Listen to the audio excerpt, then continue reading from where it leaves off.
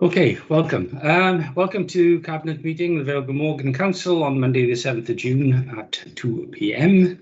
I will remind you this is a remote meeting, so we will be live streaming this over the internet, as well as being recorded via the internet, and this recording will be archived for future viewing. So we will be dealing with this live, but it will be also recorded for posterity. Can I ask if there are any apologies? Looking at the screen, there are none. Next item is the minutes of the previous meeting of the 24th of May 2021. Can anybody agree if they're the correct record, please? Happy to second, Leader. Thank you very much. In that case, we'll move on from there. The next item is to receive any declarations of interest. And Margaret Wilkinson, you have your hand up. Yeah, I declare in item 6, as I have family working for the council, it's a sickness absence report. Okay, and you have a dispensation to speak and vote and say. Yes, I do. And indeed, I will declare the same interest on item 6 because I have a daughter who works for the authority there, but I have a dispensation from the Standards Committee to speak, vote and remain in the meeting. And I don't think there's anyone else. In that case, I'll go to the next item on the agenda, which is item 4, which is the corporate vetting panel and the minutes of that, of which Ben is the chair. I don't know if you want to either formally move it or make any comment in relation to it. It is quite a comprehensive report. Yeah, no, thank you, Leader. Just briefly to say it was a really full meeting, and one of the things we as a panel have been really keen to hear from was how young people, particularly those looked after being supported during the pandemic, and there are a number of different presentations and discussions. We had presentations from a primary school and a secondary school who provided hub support during the pandemic. We also had our advocacy provider who talked about how they've been supporting those young people who need some additional help in getting their views across within the process and trying to sort of make that as open for them as possible. So a really full meeting, and it was great to see so much involvement. And yes, I formally move those minutes for noting. Okay, thank you very much. I noticed that obviously looked after things, looked after children, etc. Is there anybody who's got any comments? Otherwise, I will formally second it, and we'll move from there. So thank you for that, Ben. The next item is another item from a joint consultative forum, the minutes of the meeting of the 19th of April 2021. This is a report where the unions meet with members. There were some various topics there, most of which were noted. They did have discussions about things like the wellbeing survey and the fact that we've done another wellbeing survey and that some of the results will be out shortly. One of the things that they obviously addressed was the fact that not everybody's on the internet or has a computer, and therefore we tried to do things through paper copies too. There were then processes in relation to the Vale update in relation to the Oracle HR system, which was also noted. And they also talked about the social care payments, which is quite interesting because I know that there's been some discussion with that with the unions too. That's ongoing, and the update was noted, as were everything else in the report. So to be honest, unless anybody wants to bring anything up, I think we just thank them for the copy of the minutes and note the minutes for what they are. Yeah, is that agreed? And formally second. Thank you very much. The next item in terms of item 6 is the sickness absence report for 2020-2021. It does set out the sickness absence for the figures for the 12-month period. There's been a significant decrease in the absence of levels as a whole since 2020 to 2021 compared with the same 12-month period in the previous financial year. The absence rates are set out in paragraph 4.1 and show a decrease from 10.5 days lost per full-time equivalent to 8.59 days lost per full-time equivalent. Bearing in mind the annual target to set was 9.2 days lost. We have had this discussion before during the quarters of the year, and clearly the pandemic has had a major impact on the issue in terms of staffing. Majority of staffing, not all, are working from home or working remotely, or actually maybe hot desking in the offices. We still have obviously our frontline staffs out and about, picking up the refuse, for example, doing the highway maintenance, etc., parks, all that sort of thing, which is normal day-to-day issues. In terms of the other staff, as I said, that we do have many working at home, and I think that has contributed to the differences in terms of the sickness levels, because there's been a lot more flexibility, and I think at this stage what we have to say is that it's incredible the amount of flexibility that our staff have been able to achieve within that pandemic period, and continuing to do so. And that's the interesting point in terms of the Joint Consultative Forum, where they talked about the staff survey, which has a major effect on how people see themselves working in the future and how they see themselves working in the past, particularly during the pandemic. In terms of the report itself, the report at 4.8 gives you the sickness absence by directorate. At 4.12, it gives you the reasons for those absences, which are the top ones were stress, non-work related, the musculoskeletal, and then the third one was stress-related work, and the fourth was viral infections.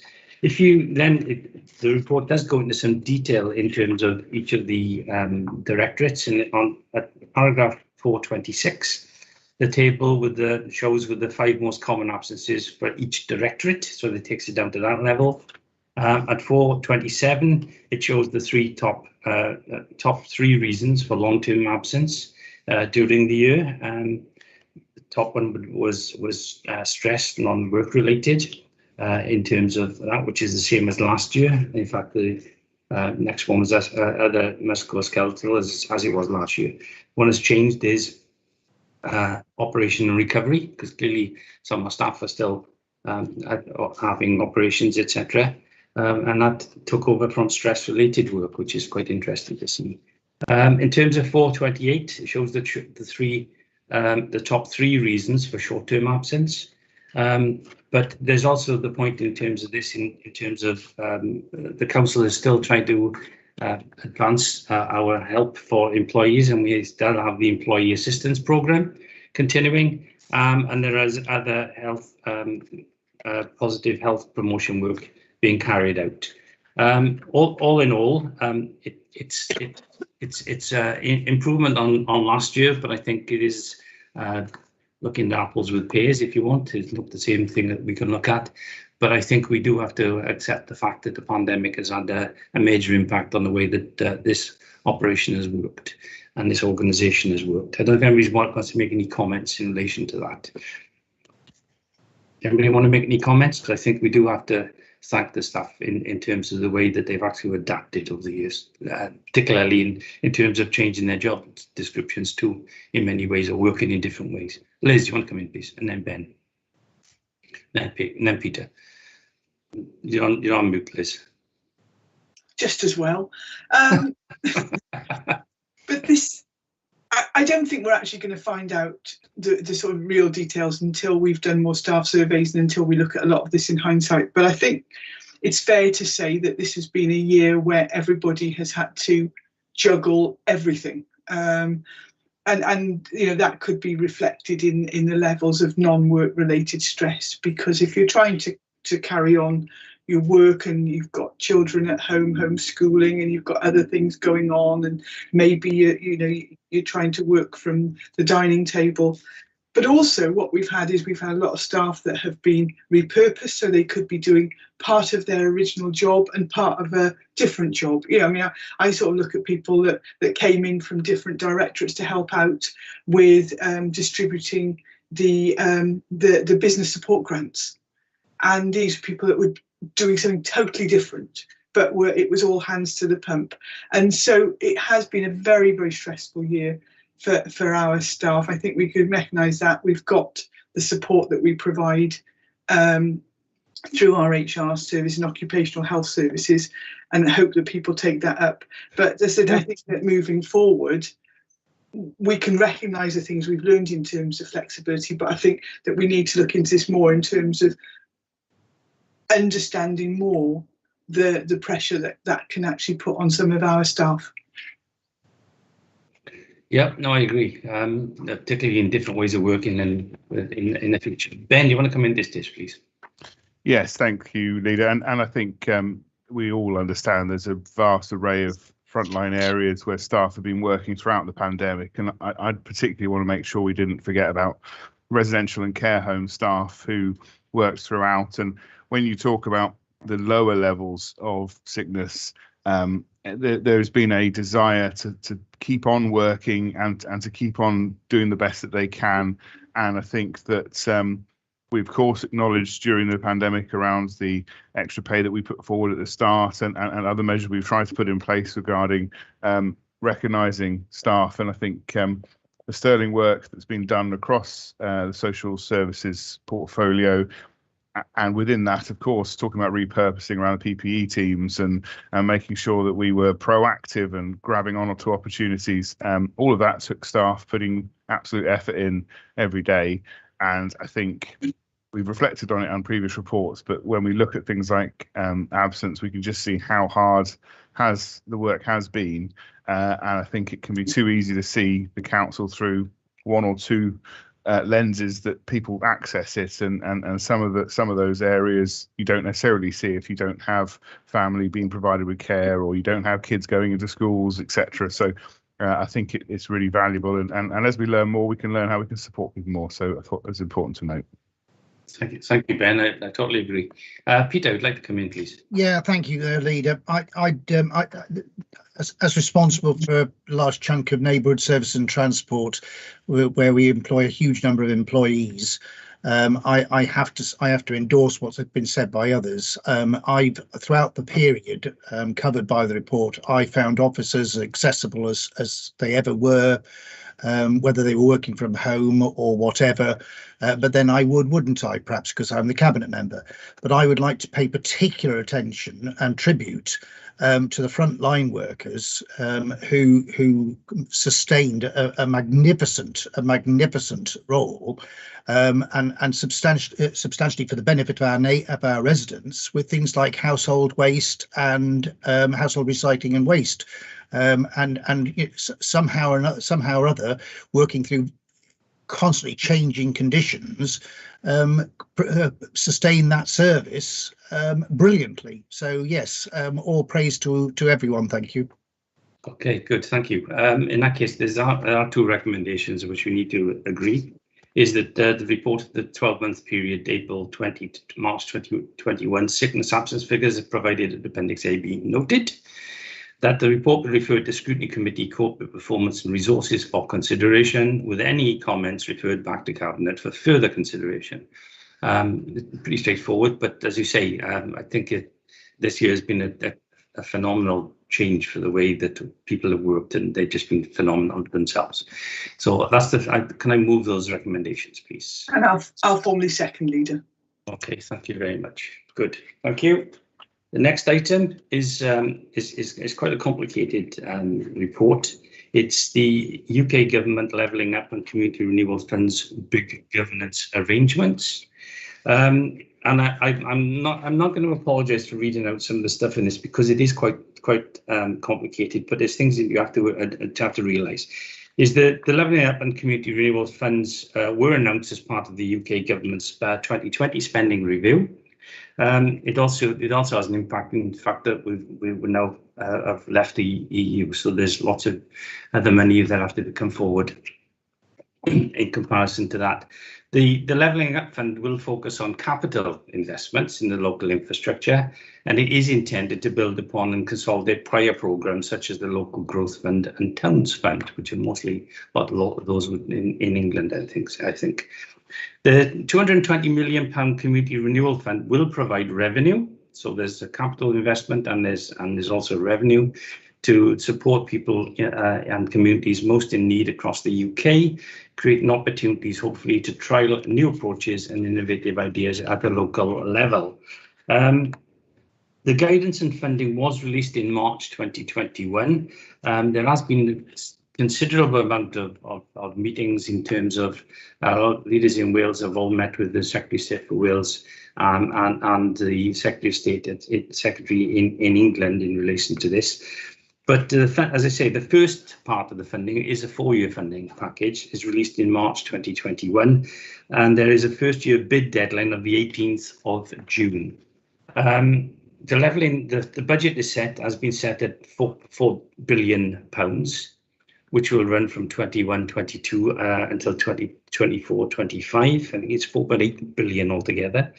The one part about it is that they will be considered by the UK government through a bidding process, so there is absolutely no guarantee of success. There's also been an indicative allocation of £800 million has been allocated to the devolved nations of Scotland, Northern Ireland and Wales, spread again over 4 years.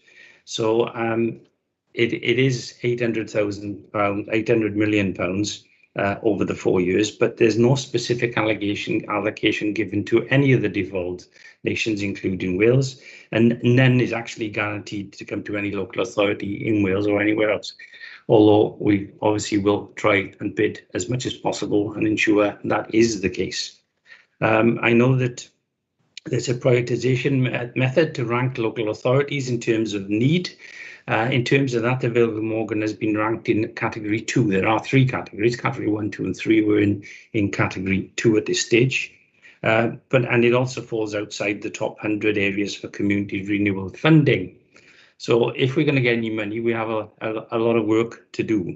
All local authorities are set to receive £125,000 to support the detailed bid preparation, irrespective of the category. So all 22 authorities in Wales will have £125,000, and the funding will be used to build those links with the UK government. To date, as I understand it, we've yet to receive that funding, but it has been promised, so I hope it's going to come any day. There are standard bids that can be put in up to a limit of £20 million, but also there are also schemes for transport bids up to £50 million, and I think that's probably the area that we will concentrate on in the first instance. It is a requirement, however, that the bids be discussed in detail with the local Member of Parliament, and the support of the Member of Parliament is a factor to be considered as part of the bidding process by the UK government. We have indeed had conversations, as I said, with the Secretary of State for Wales, the Minister in the UK government, and I know there's also been local discussions between officers, myself, Liz Burnett and the local MP.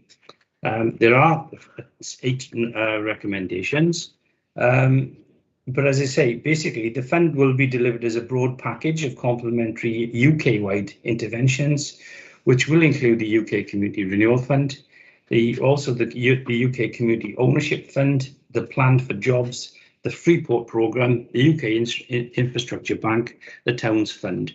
But that is over the next 4 years. So the report basically relates simply to the Levelling Up and the Community Renewal Fund Programme as applicable in Wales.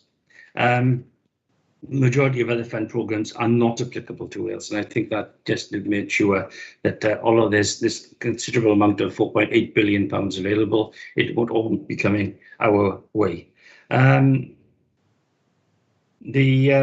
I said, the Vale of Morgan was indicated as being a priority to local authority based upon the methodology.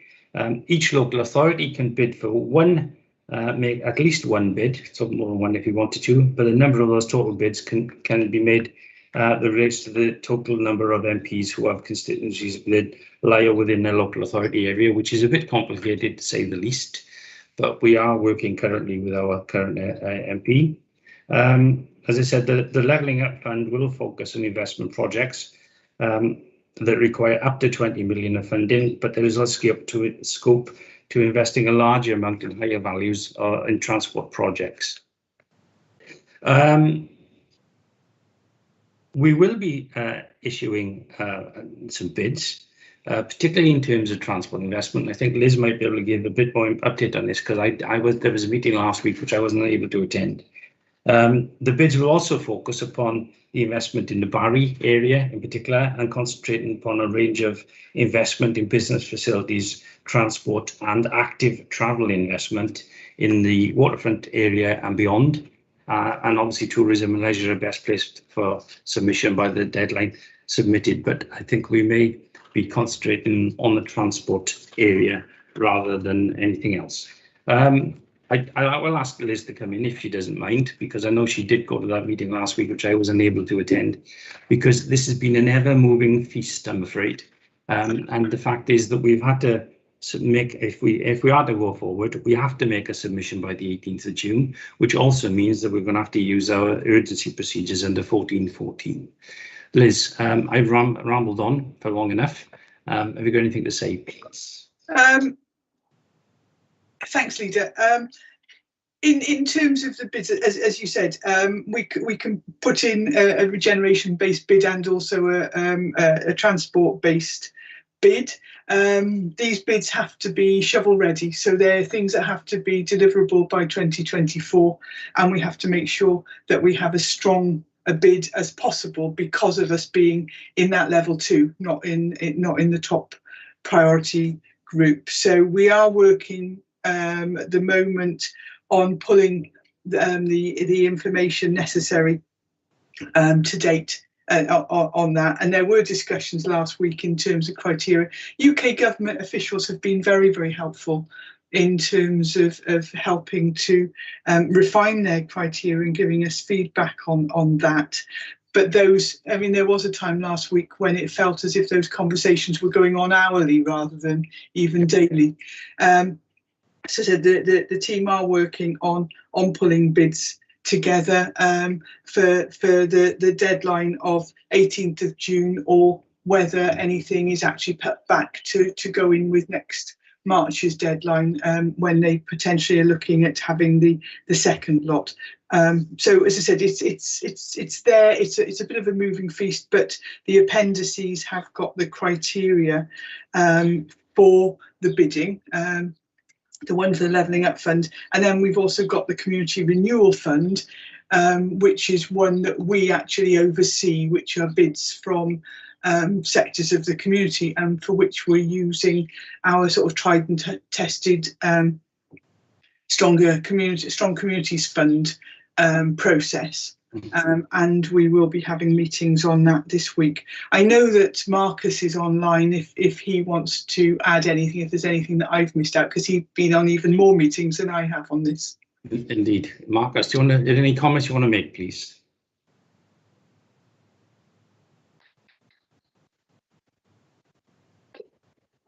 Thank you, Leader. The tale of any bid is becoming clear in more conversation. That means we have already knocked out the regeneration bid for this year. Marcus, we're losing you a bit. If you take your camera off, perhaps it'll improve the quality, because it's very in and out. That's right. Okay, is that better? Yes. Yes. Okay. Just to add that, the clarity of what the bid entails has only really just been made very, very clear to us. It is very detailed. We have appointed consultants to look at this who have worked in England under the previous towns regime, and it looks as if we will only bid, if possible, for transport this year. But that might not be possible, because the clarity and the readiness of the projects has to be. It's very, very clear that they have to be shovel ready this year, this financial year. Yeah. So we will do our best. If they're not ready this year, we will bid in the next window of opportunity, and we'll get our bid, the strongest bids possible, to ready to put forward. But we are working still with the guys in transport. The team is working flat out to try and get us a bid ready. It may not be possible to do it this time round.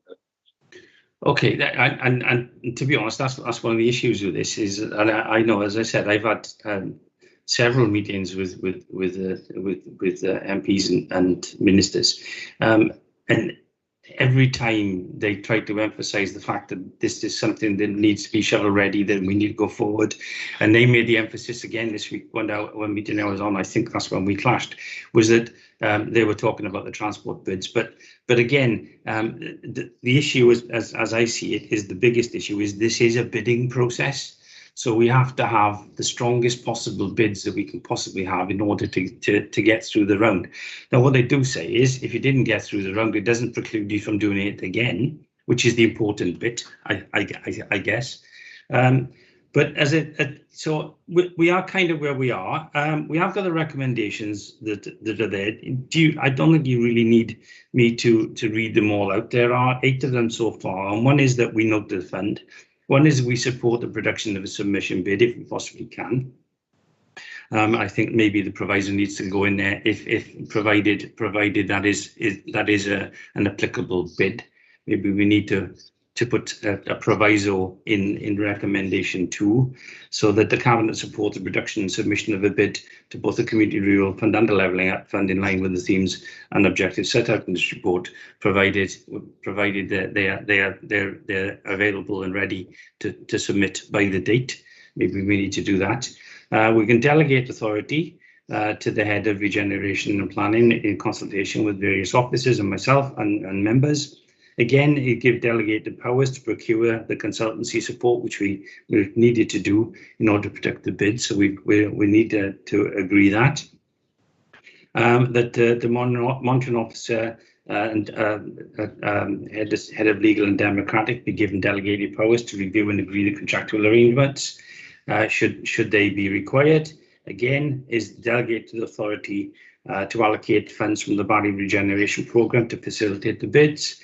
Such funds to be reinstated when the UK government provides the revenue support, because as I said, there's money coming to us anyway. 7 is a response to the bids to the UK government be reported back to Cabinet in due course, and that maybe we should say that the response to the bids by the UK government, should they be submitted, be reported back or otherwise. So we need to just tidy that up a little bit so that if we put something in and we're successful or non-successful, or at least we know about it. If we're unable to make those bids, again, we know about it.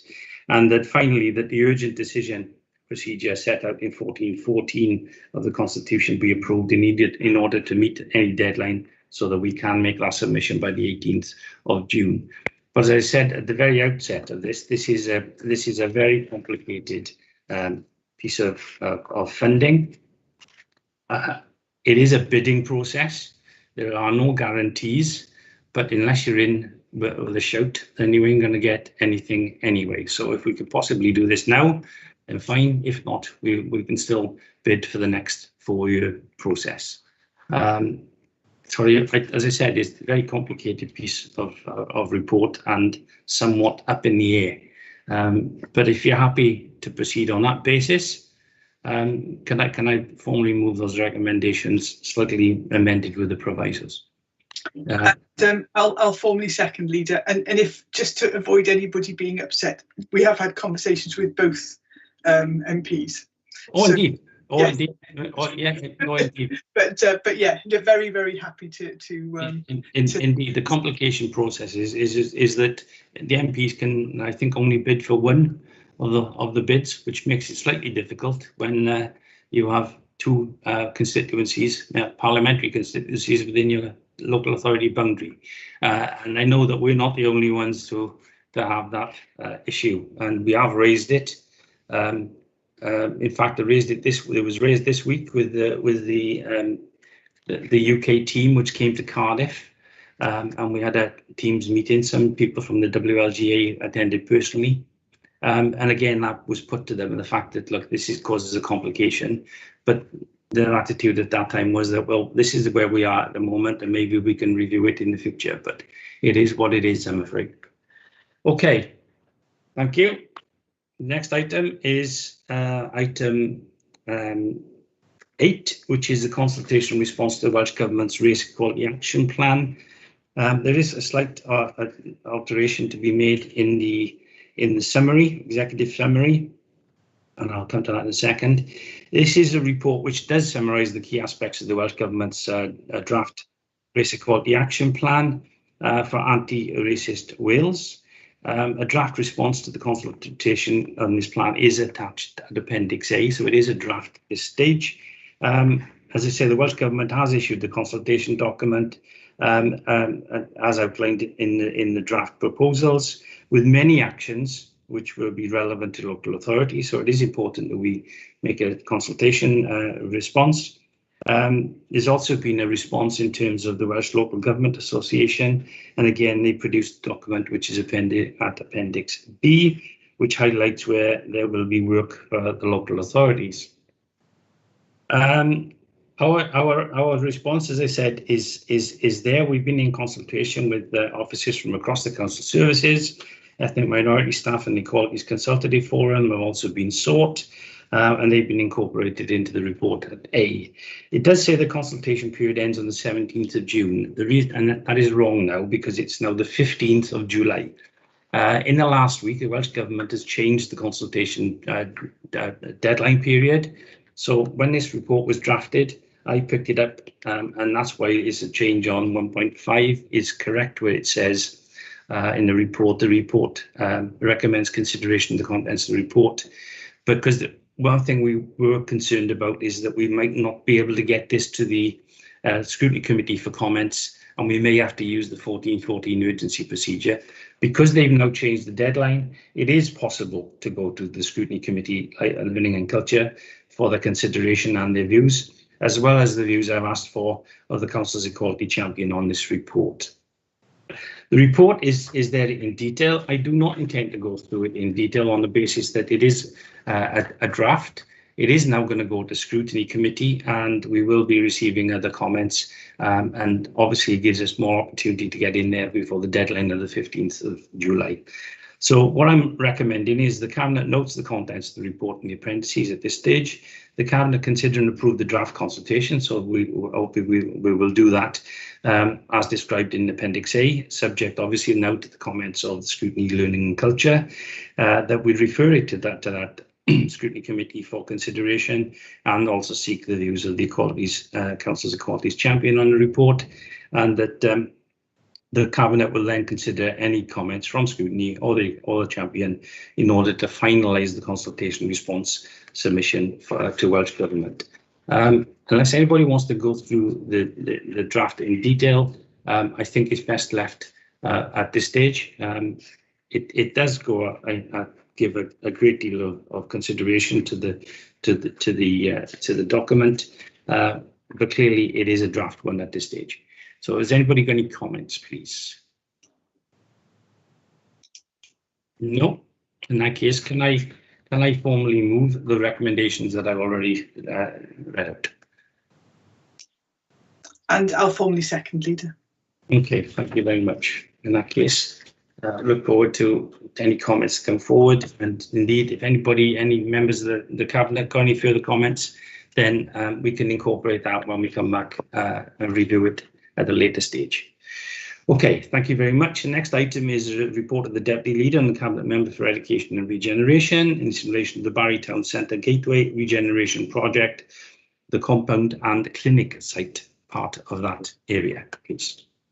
Thank you, Leader. Yes, this is related to the Town Centre Gateway Regeneration, and for those that aren't aware, it's the Broad Street Clinic site, which that sort of really run down, awful building, and then the compound site, which is on the other side of the road. It's currently an empty site, and so this report provides an update regarding the gateway regeneration, which is outlined in red in Appendix A, because it's a bigger piece of land than we're just talking about today. And its objective as a whole to deliver a range of new affordable homes and potentially, if required, private market homes, integrated with health facilities and commercial uses, although we're not talking about commercial uses on this, at the west end of Barry Town Centre. The report focuses on proposals as part of this gateway project to facilitate the redevelopment of two sites, as I outlined, and that's the Gladstone Bridge compound site and the Broad Street Clinic site, with two landmark buildings delivering new affordable residential apartments and replacement accommodation for the Broad Street Clinic. and that's obviously subject to the statutory consents and funding. And this is a development in the centre of the community and close to public transport links, which is why it's so suitable for those proposals. The preliminary aim is to deliver a pair of high quality contemporary landmark buildings which would accommodate a mix of affordable residential homes, including some older persons' homes, which would complement the existing extra care facility at the Golau Caredig facility, which is across the road. And as part of the development, new accommodation for the Broad Street Clinic at the western entrance to the town centre.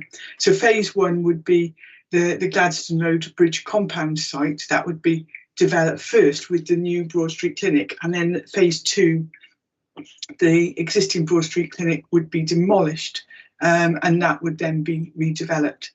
The two-site redevelopment concept is subject to ongoing discussions between the Council, Welsh Government and Cardiff and Vale University Health Board. So it's been quite a lot of complicated negotiations ongoing for quite a while. And it has to be said, if it proves not possible to deliver the two-site redevelopment concept, the Council would propose a fallback option facilitating the redevelopment of the Gladstone Road Bridge compound site as an older person's residential development. There has been some input from consultation response from Councillor Johnson, who is a councillor for the ward that sort of butts onto this, so is included, and those comments will be included in the minutes of the meeting. But he says that in principle he supports the development of the indicated sites for housing with integrated health facilities and commercial use as appropriate. Well, the commercial use wouldn't be so much in this, would be maybe looking at the other buildings. However, I would not want to see overdevelopment of the area in a way that makes the housing element disproportionate in size and impact. Well, I'd agree with that. Any development should be beneficial for Barry. I would agree with that. A pleasant location in which to live and linked in with the surrounding area. Well, yes, and transport links, etc., and centre of town is good. He comments on the length of time before a development takes place, with the original Cabinet report being in April 2017. Well, yes, I am aware. I was the Cabinet member that took that forward, although there was a 2-year gap then. These discussions, as laid out in terms of having negotiations with both Health Board, with Welsh Government, and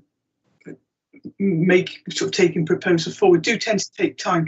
However, there have been Cabinet reports in the interim to do with the post office site, Haydock House, etc. So it has been moving forward, and I hope that this will actually sort of seal the developments for these two sites as well. There are complicated recommendations. There are 8 of them. And I will go through them because it's the nature of this sort of development where we have to make sure that all the legal and negotiating rights and property type arrangements are in place so that we can take it forward. So if you bear with me, I'll go through them. Firstly, the Barry Town Centre Gateway Regeneration Project aimed at redeveloping the Gladstone Road Bridge compound site and Broad Street Clinic site, and that's identified in Appendix B, is endorsed, subject to the appropriate legislative provisions, statutory consents and funding. 2, that authority is granted to the Head of Regeneration and Planning in consultation with the Leader, Deputy Leader and Cabinet Member for Education and Regeneration, Managing Director and Head of Finance to negotiate and agree terms with Cardiff and Vale University Health Board for the Council to purchase the freehold interest in the Broad Street Clinic site pursuant to the principles and best practices of the Welsh Government's Estate Coordination and Land Transfer Protocol.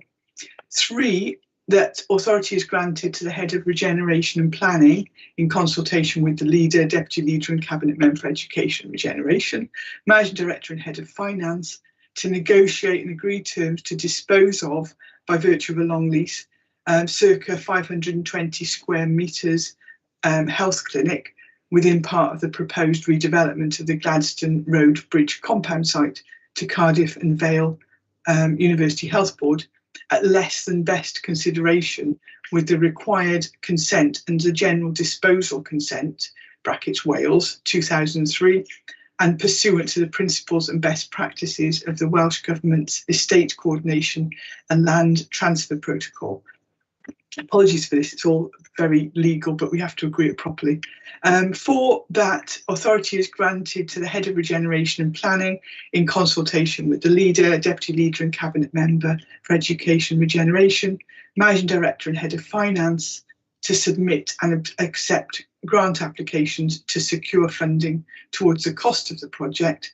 5, the authority is granted to the Head of Housing and Building Services in consultation with the Leader, Deputy Leader and Cabinet Member for Education and Regeneration, Managing Director, Head of Regeneration and Planning and Head of Finance to procure and appoint a design team and other consultants as may be required to achieve project delivery subject to funding. 6, the authority is granted to the Head of Housing and Building Services in consultation with the Leader, Deputy Leader and Cabinet Member for Education and Regeneration, Managing Director, Head of Regeneration and Planning and Head of Finance to submit a planning application or planning applications for the project by virtue of either Regulation 3 or Regulation 4 of the Town and Country Planning General Regulations 1992 as amended. 7, that the fallback option of only redeveloping the Gladstone Road Bridge compound site is endorsed in principle if it's not possible to facilitate the redevelopment of the Broad Street Clinic site as part of the project, subject to a further Cabinet report if this alternative option is pursued. And finally, number 8, that authority is granted to the Monitoring Officer, Head of Legal and Democratic Services to prepare, execute and complete all legal documentation required to acquire and dispose of land and procure and facilitate the delivery of the project. So those are recommendations and I would therefore so move. That I will formally second, but the point I think you made is well made, is that this is although this forms part of the small part of the Gateway scheme, there are other parts which have delayed things. We've had to have negotiations with the health board in relation to the clinic, and clearly we've got a fallback position should something go wrong. But the other issue, of course, is when we started talking about this, the Haydock House was in private ownership, which was then going to be developed and fell through. The post office was still in operation and still operational and subsequently become on the market. So there's been lots and lots of changes in relation to this specific area within the town. But this is, I think, the right way forward, so that we can move forward. If only piecemeal, we can move forward. But this is a good start, I think. So I'm really, really pleased that we've actually got something off the ground. And the fallback position means that we can still get on with things anyway. Obviously, there are caveats in terms of funding, etc.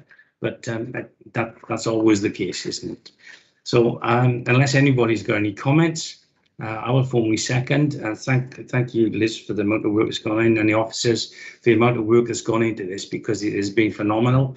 And I know we've all been involved in it for many, many years, and I hope we can get on and actually produce something on the area. Okay, good. If nobody else has got anything, the next item is item 10, which is the registration services bespoke ceremonies. I think Councillor Eddie Williams is going to take this one. Thank you, Leader. Yes, this report is another example of where the council is not standing still, is proposing to make some changes. And whilst I'm at it, credit to the officers for putting this and the monitoring officer for putting this forward. It's proposed to introduce bespoke ceremonies, packaging statutory with non-statutory ceremonies, and include additional elements to ceremonies. And what I'm referring to is obviously the marriage and civil partnership ceremonies. The report seeks Cabinet approval to introduce additional services and associated fees and charges within the Council Registration Services Department for 2021-22. The Proposed fees reflect the additional staff time and expertise necessary to design and deliver a bespoke ceremony over and above the standard ceremonies currently offered. Social distance and legal changes due to COVID-19 have curtailed many plans, and particularly in relation to wedding and civil partnership ceremonies. This additional service could offer couples the opportunity to celebrate safely and in line with government guidance. The background is that marriage and civil partnership ceremonies must take place in venues approved for such purposes, and licensing legislation restricts the nature of these venues to permanent structures, and as such, outdoor ceremonies are effectively prohibited. Where a couple decide that they would prefer an outdoor celebration, they will usually marry in their local register office for a statutory fee and then use a private celebrant to perform an outdoor ceremony at a chosen location at a later date. Many approved premises have outdoor space and allow it to be used in this way. And should a couple from outside the area marry in their local register office and then hold a non-statutory ceremony outdoors at an approved premise, the Vale of Glamorgan Council receives no revenue. So most couples would prefer that the statutory and non-statutory ceremonies take place on one day in the same location. And many other local authorities are already successfully providing the service. The existing registration team in Vale of Glamorgan has the skill and capacity to offer these bespoke ceremony packages, and therefore was put this proposal forward. Okay, the addition in the report, it talks about some additional elements that can be added to the ceremonies. These could be include less conventional elements such as sand pouring, hand fasting, and the report puts links to those actual elements in there. In paragraphs 211 to 13, it talks about the fees that we could the Vale could charge, and 214 is the non-statutory elements, 15 and 16. So basically within the report, the details are there. The recommendations are to make Cabinet aware of the current situation regarding ceremonies within the Vale of Glamorgan, and to improve the options available to both Vale of Glamorgan residents and non-residents in choosing the Vale of Glamorgan for their ceremony, and to obtain Cabinet's approval to introduce associated fees and charges. Right, move the report. Thank you.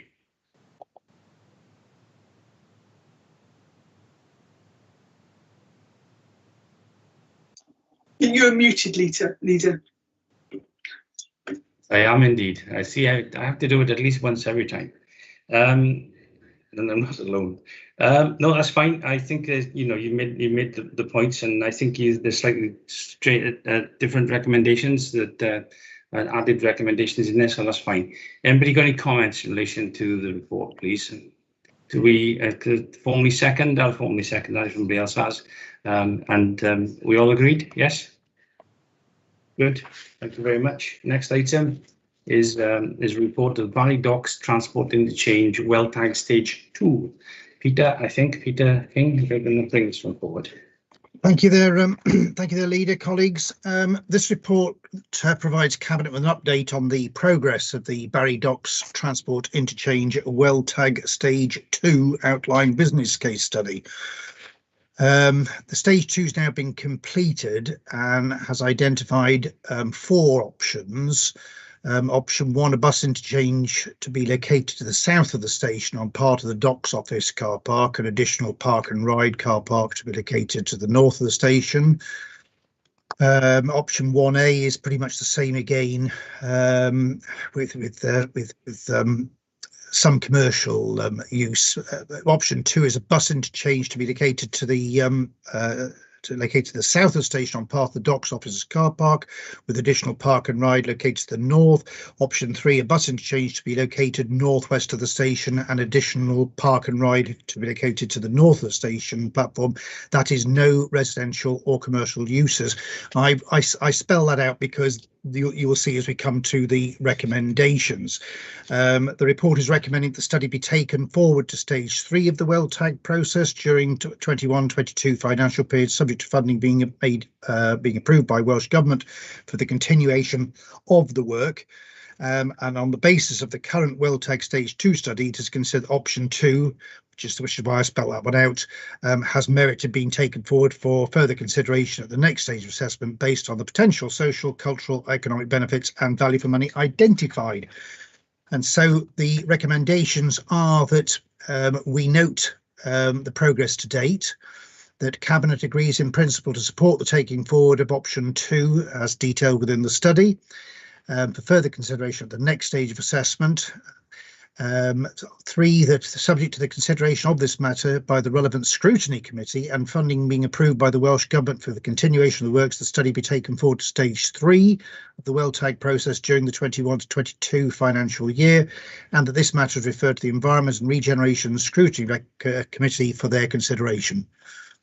I ask your support, please. Okay, thank you. Is there any comments? I know it's the comprehensive report, but all the details within it. As you say, it's a well-started stage process which does take a considerable amount of time, and it's good to see us moving forward, to be honest. So, if anybody's got any comments, Liz, a comment, please. Yeah, only to say this is a really interesting piece of work. I know that, I mean, the Barry Dock Station is very, very well used, but it's not the most accessible. And I think that as part of this work, we can talk to people about what their views are, what their thoughts are for that in the future, but also how do people get to that station in terms of using it. You know, there are people that are going to be they're going to be able to walk, but actually if you come out from other areas of the town, how do you get there? What's the best way of getting there? So I think all these sorts of things we'll be able to explore, and you know, I mean, transport for many, mostly me, don't listen, Peter, is very boring, but actually this is very important to most people's lives about, you know, how do they access public transport easily and cost effectively going forward. So yes, if nobody's seconded, I'm very happy to second this report. Okay, good. I will go to second it. That's fair enough. I think it just makes sense if you're going to have an interchange, and you need to have interchange of all types of transport, so you can use all of them easily, and that's something which we need to do and have needed to have done for a long time. I know we did something similar to with one bus stopping at Barry Station originally, if you recall, back in the day. But this is important to go forward. So WellTag stage is difficult. It takes a long time, but we're on the process and we're on the march. So if everybody's agreed, yes, good, thank you. In that case, we'll go forward to the next item, which is a highway maintenance contracts, which is a part 1 report. And again, Peter, it's yours. Yes, thank you, Leader, colleagues. This report advises of approval that I will be seeking later on the agenda to award new contracts, allowing the highway maintenance team to continue to maintain the adopted highway through the use of specialist external contractors. We've got a legal obligation under Section 1 of the Highways Act, and historically highway maintenance contracts run for 2 years with the option to extend for a further year, and these previous contracts have now all expired.